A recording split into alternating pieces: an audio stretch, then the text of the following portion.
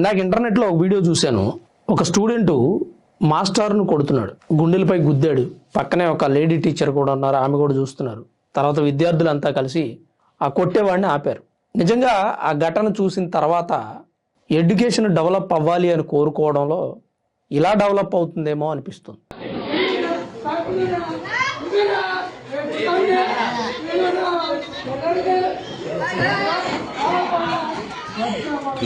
ఎందుకు రాయన కొడతా ఆ జోన్ ఎట్ట కొట్టాడు?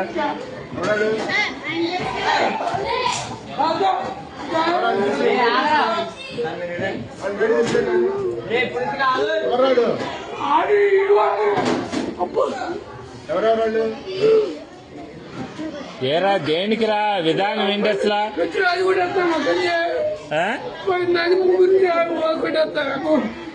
తెలీదు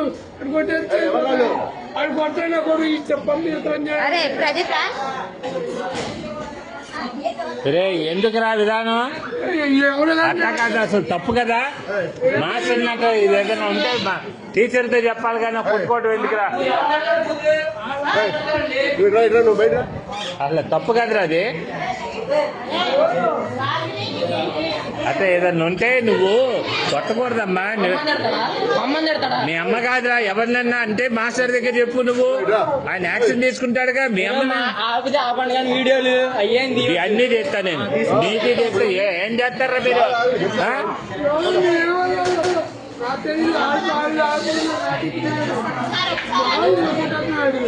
విద్యారంగం రోజు రోజుకి కొత్త పొంతలు తొక్కుతుంటే, ప్రపంచ దేశాలు ఏదేదో సాధిస్తుంటే మన దేశంలో ఇది సాధించారేమో అనిపిస్తుంది. ఒకప్పుడు గురువును మించిన శిష్యులు ఉండేవారు, తర్వాత గురువుని ముంచిన శిష్యులు తయారయ్యారు, ఇప్పుడు గురువుని కొట్టే శిష్యులు వచ్చారు. ఎంతటి దారుణం అండి ఇది.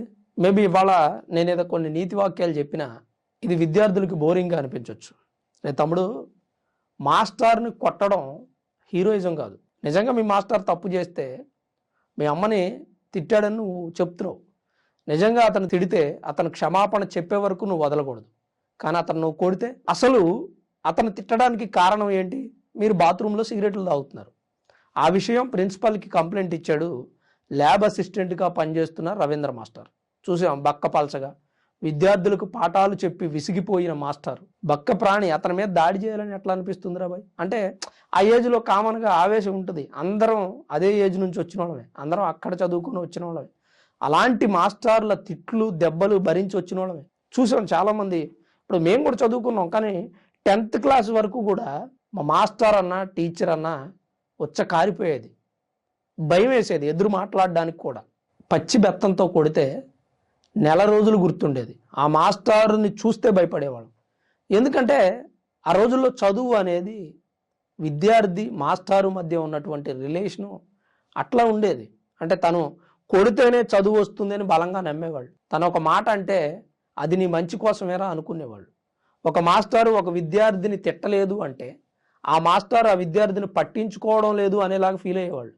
తల్లిదండ్రులే వచ్చి, మాస్టారు మా పిల్లాన్ని 2 బాదండి, అవసరమైతే గట్టిగా తిట్టండి, చదువు చెప్పండి, అది చాలు, మా వాడి భవిష్యత్తు బాగుంటే చాలు అని చెప్పేవాళ్ళు. ఈరోజు ఆ మాస్టారు ఆ విద్యార్థిని ఒక దెబ్బ కొడితే తల్లిదండ్రులు వచ్చి మాస్టార్ని చితకబాదేస్తున్నారు.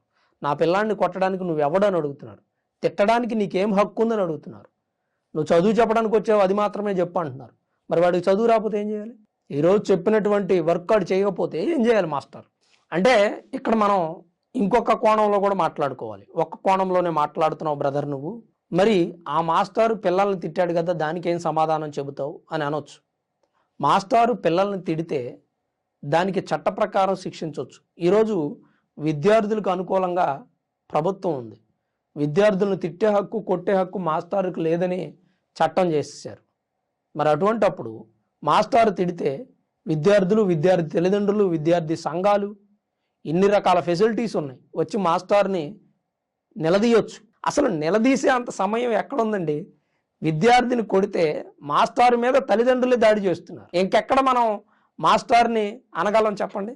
ప్రాక్టికల్గా ఇవాళ ఒక మాస్టారు ఒక విద్యార్థిని కొడితే పరిస్థితి ఎలా ఉంది మనం చూడట్లా. ఒకప్పుడు ఇలాంటి పరిస్థితి ఉంటే ఈరోజు ఉన్నత శిఖరాలను విద్యార్థులు అధిరోహించేవారు కాదేమో. ఉపాధ్యాయులకు గౌరవం ఇవ్వనటువంటి రోజులు వస్తాయంటే నమ్మలేకుండేవాడిని. అరే మనం చూస్తే ఎంత భయపడుతున్నాం మాస్టర్లని కొట్టే రోజులు వస్తాయా అంటే ఆశ్చర్యం వేసేది. 2015, 16, 17 ఆ టైంలో ఒక లెక్చరర్ని చూస్తే కూడా భయం వేసేది. డిగ్రీ చదువుకున్న టైంలో లెక్చరర్ని చూస్తే భయం వేసేది. మాట్లాడితే తిడతాడేమో, కొడతాడేమో, లేదంటే ఆడపిల్లల ముందు ఏమన్నా బ్లేమ్ చేస్తాడేమో, నీకు చదివే రాదు నువ్వేంట్రా మాట్లాడేది అంటాడేమో, నువ్వు ఈరోజు వర్క్ చేసావా హోంవర్క్ అని అడుగుతాడేమో అని. మాకు డిగ్రీ టైంలో కూడా హోంవర్క్ ఇచ్చేవాళ్ళు. ఆ రోజు ఈవినింగ్ ఇంటికి వెళ్ళి రేపు ఉదయం చేసుకొని రావడానికి. ఆ వర్క్ చేయకపోతే లెక్చరర్ ఏమైనా అంటాడేమో భయం వేసేది మాకు. మేబీ ఒకరిద్దరు లెక్చరర్లతో సరదాగా మాట్లాడేవాళ్ళం, సెటైర్లు వేసేవాళ్ళం. అది ఎవరితో బాగా క్లోజ్గా మనతో మాట్లాడేటువంటి లెక్చరర్స్తో. కొంతమంది లెక్చరర్స్తో అలా బిహేవ్ చేయలేమండి. ఎందుకంటే అతను సింహ సినిమాలో శ్రీమన్నారాయణలా కనిపించేవాడు. బాలకృష్ణ ఎలా అయితే తాటిమట్ట తీసుకొని బాదుతాడో స్టూడెంట్స్ని, అలాంటి ఒక లెక్చరర్ని చూసేవాళ్ళం మేము. ఆ లెక్చరర్ స్ట్రిక్ట్గా ఉండే లెక్చరర్స్లో. అలా అని ఫ్రీగా సరదాగా జోయల్గా ఉండే లెక్చరర్స్ని కొట్టామా తిట్టామా అంటే లేదు, సరదాగా కామెంట్స్ చేసేవాళ్ళం. సార్ మీరు హీరోలో ఉన్నారని చెప్పడం, సార్ ఏంటి రోజు రోజు గ్లామర్ పెంచుతున్నారని అనడం, ఇట్లా సరదాగా ఏదైనా ఫన్నీ కామెంట్స్, అంతే తప్ప అంతకు మించి ఓవర్గా రియాక్ట్ అయ్యేవాళ్ళం కాదు. ఎందుకు ఈరోజు విద్యార్థులు అట్లా తయారయ్యారంటే విద్యా వ్యవస్థ అలా ఉంది. ఒక మాస్టర్ని కొడితే అడిగేటువంటి వ్యక్తి లేడు. ఈరోజు నేను ఈ వీడియో చేయడానికి కారణం కూడా ఆ మాస్టర్ తరపున ఎంతమంది మాట్లాడతారండి, ఆ మాస్టర్కి ఎంతమంది న్యాయం చేస్తారు? మీ పిల్లలు సిగరెట్ తాగారని ఆ మాస్టర్ ప్రిన్సిపల్కి కంప్లైంట్ ఇస్తే మీ పిల్లలే మాస్టర్ని కొడుతున్నారు. దీనికి పరిష్కారం చెప్పాల్సింది తల్లిదండ్రులే. ఆ విద్యార్థి తల్లిదండ్రులు ఎవరైతే ఉన్నారో వాళ్ళు ఖచ్చితంగా ఆ మాస్టర్ విషయంలో స్పందించాలి. వీలైతే ఆ విద్యార్థితో మాస్టర్కి క్షమాపణలు చెప్పించాలి. మేబీ ఈ తతంగం అంతా జరిగితే ఇంకా హ్యాపీ, జరిగి ఉంటే ఇంకా హ్యాపీ. ఎందుకంటే ఇవాళ విద్యార్థులకి నాణ్యమైనటువంటి విద్య నేర్పించే ఉపాధ్యాయులు ఎంతమంది ఉన్నారండి? ఆ తాగితే తాగాడు, సిగరెట్ పోతే పోయాడు, మనకెందుకు? ఇవాళ 9th, 10th విద్యార్థులు మందు తాగి స్కూల్కి వస్తున్నారు అంటే నమ్మగలమా? నేను చూశాను ప్రత్యక్షంగా ఎన్నో సంఘటనలు. ఒక 9th విద్యార్థి మందు తాగి స్కూల్కి వచ్చాడు. అతన్ని కొట్టలేదు, ఉపాధ్యాయులు కొట్టలేదండి, తల్లిదండ్రులను పిలిచి అప్పగించారు. అంటే ఏం జరుగుతుంది ఈరోజు? 9thలోనే ఒక విద్యార్థి సిగరెట్ తాగుతున్నాడు, మందు తాగుతున్నాడు అంటే ఉపాధ్యాయులకి విద్యార్థుల మీద చర్యలు తీసుకునే హక్కు లేకపోవడం వలన ఇలాంటివన్నీ జరుగుతూ ఉన్నాయి. చిన్నప్పుడు స్కూల్కి వెళ్ళడానికి ఏ విద్యార్థి అయినా మారం చేస్తాడు, తల్లిదండ్రులు తీసుకెళ్లి స్కూల్లో జాయిన్ చేస్తారు. మాస్టర్కి భయపడి కొన్నిసార్లు విద్యార్థి స్కూల్కి వెళ్ళడు, తర్వాత అలవాటు అవుతాడు. ఆ తర్వాత మాస్టారు చెప్పేది నేర్చుకుంటాడు, వాడి స్థాయి పెరుగుతుంది. 10th వస్తాడు, ఇంటర్కి వస్తాడు, డిగ్రీకి వస్తాడు. డిగ్రీలో సక్రమమైన చదువుకొని మంచి ఉద్యోగం సంపాదిస్తాడు. వాడు ఫస్ట్ క్లాస్ నుంచి డిగ్రీ వరకు నేర్చుకున్నటువంటి పాఠాలు, గుణపాఠాలు వాడి జీవితంలో ఉపయోగపడతాయి. డిగ్రీ వరకు నేర్చుకున్న పాఠాలు జీవితంలో గుణపాఠాలు అవుతాయి. ఉన్నతమైన శిఖరాలను అధిరోహించడానికి ఇవన్నీ మెట్లుగా ఉపయోగపడతాయి. కానీ మెట్లుగా ఉపయోగపడాల్సినటువంటి ఉపాధ్యాయులని గుండెల మీద తంతుంటే, గుండెల మీద పిడిగుద్దులు గుద్దుతుంటే ఆ విద్యార్థులు రేపు ఏం సాధిస్తారండి? నేటి బాలలే రేపటి పౌరులు అనేది ఒకప్పటి మాట. నేటి బాలలే రేపటి రౌడీలు అనేలాగా నేటి మాట రచిస్తారేమో రచయితలు, కవులు. అలాంటి పరిస్థితి తీసుకొస్తుంది ఎవరు? తల్లిదండ్రుల, ఉపాధ్యాయుల, విద్యార్థుల, ప్రస్తుత విద్యా రంగమా, కొత్త పొంతలు తొక్కుతున్నటువంటి ప్రపంచమా, కొత్త సోషల్ మీడియా కాలమా? ఇలాంటి పరిస్థితిని అరికట్టాలంటే విద్యారంగంలో ఎలాంటి మార్పులు చేయాలి? ఒక విద్యార్థిని ఉపాధ్యాయుడు కొట్టకూడదు అని రూల్స్ పెట్టినప్పుడు మరి విద్యార్థి ఎలా బాగుపడతాడు? మరి విద్యార్థి తప్పు చేస్తే ఉపాధ్యాయుడు మందలిస్తే ఉపాధ్యాయుడి మీద దాడి చేస్తున్న విద్యార్థిని ఏం చేయాలి? దానికి ఎలాంటి రూల్స్ పెట్టాలి? ఏం చేస్తే ప్రస్తుత కాలంలో మార్పు వస్తుంది, విద్యార్థులు బాగుపడతారు? వాళ్ళు బాగుపడకపోయినా నా జీతం నాకు వస్తుంది అనుకునేటువంటి ఉపాధ్యాయులు చాలా తక్కువ మంది ఉంటారు. ఎక్కడో ఒకరో ఇద్దరో ఉంటారు. నా బాధ్యత ఏంటి, పాఠం చెప్పడం, వెళ్ళిపోవడం, వాళ్ళు వింటే విన్నారు లేదంటే లేదు అనుకునేటువంటి ఉపాధ్యాయులు ఎంతమంది ఉంటారు? అలా ఉంటే మీ విద్యార్థుల భవిష్యత్తు నాశనమైనట్టే, మీ పిల్లల భవిష్యత్తు దెబ్బతిన్నట్టే. మాస్టర్ ఒక దెబ్బ కొడుతున్నాడా, కొట్టనివ్వండి, పగతో కాదు కదా, చదువు రావాలనే కదా. ఒక మాట అంటున్నాడా, అననివ్వండి, అవమానంతో అయినా పిల్లలు చదువుతారు. కాకపోతే వాళ్ళ లేటెస్ట్ ట్రెండ్ ఏంటంటే మా అబ్బాయి ఏదైనా ఒక మాట అంటే ఊరేసుకొని చచ్చిపోతాడండి, మా అబ్బాయిని ఒక మాట అంటే ఎందులో దూకి చచ్చిపోతాడండి, లేక పుట్టాడండి, చిన్నప్పటి నుంచే వాడికి జీవితాన్ని ఎదిరించేటువంటి పాఠాలు మీరు నేర్పాలి. ఆ తర్వాత పుస్తకాల్లో పాఠాలు ఉపాధ్యాయులు నేర్పుతారు. లేదంటే వాడు మీ దగ్గర పాఠాలు నేర్చుకోడు, ఉపాధ్యాయుల దగ్గర పాఠాలు నేర్చుకోడు. చావు అనేటువంటి స్థితికి వెళ్ళిపోతాడు. చిన్న మాట అంటే ఇవాళ హర్ట్ అయిపోతున్నారు పిల్లలు. 10th క్లాస్ ఫెయిల్ అయితే చనిపోవడం, మాస్టర్ ఒక మాట అంటే చనిపోవడం, తల్లిదండ్రులు ఒక దెబ్బ కొడితే చనిపోవడం, ఉద్యోగస్తులు ఏదైనా ఒక మాట అంటే చనిపోవడం, కొలీగ్స్ ఏదైనా ఒక మాట అంటే సూసైడ్ అటెంప్ట్ చేసుకోవడం, పెళ్లి ఫెయిల్ అయితే చనిపోవడం, ప్రేమ ఫెయిల్ అయితే చనిపోవడం. ఇలాంటి పరిస్థితిని తీసుకొచ్చింది ఎవరు?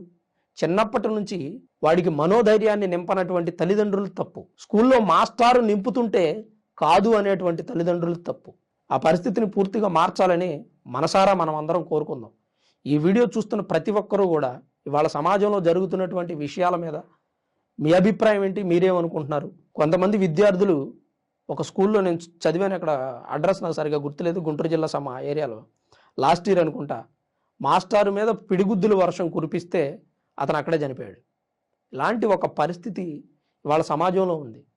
దీని గురించి మీరందరూ కూడా గళం వినిపించండి. విద్యార్థులను మార్చాలి అంటే ఉపాధ్యాయులు ఏం చేయాలి, తల్లిదండ్రులు ఏం చేయాలి, విద్యా రంగం ఏం చేయాలి? ఈ ముగ్గురు మాత్రమే విద్యార్థుల భవిష్యత్తును మార్చగలరు. దానికి తల్లిదండ్రుల సహకారం ఖచ్చితంగా కావాలనేది నా అభిప్రాయం.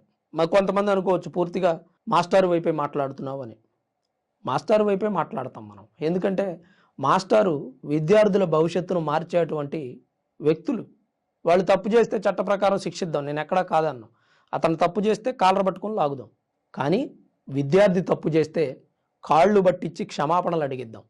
ఇదే నేటి విద్యార్థులకు గుణపాఠం. లేదంటే భవిష్యత్తులో విద్యార్థులు వారి స్థాయికి తగిన ఉద్యోగాలు సంపాదించలేరు, చదువును మధ్యలోనే వదిలేస్తారు. సమాజానికి ప్రమాదకరంగా మారేటువంటి వ్యక్తులు ఒకప్పుడు విద్యార్థులు కాదంటారా? చదువు మధ్యలో వదిలేసిన వ్యక్తులు కాదంటారా?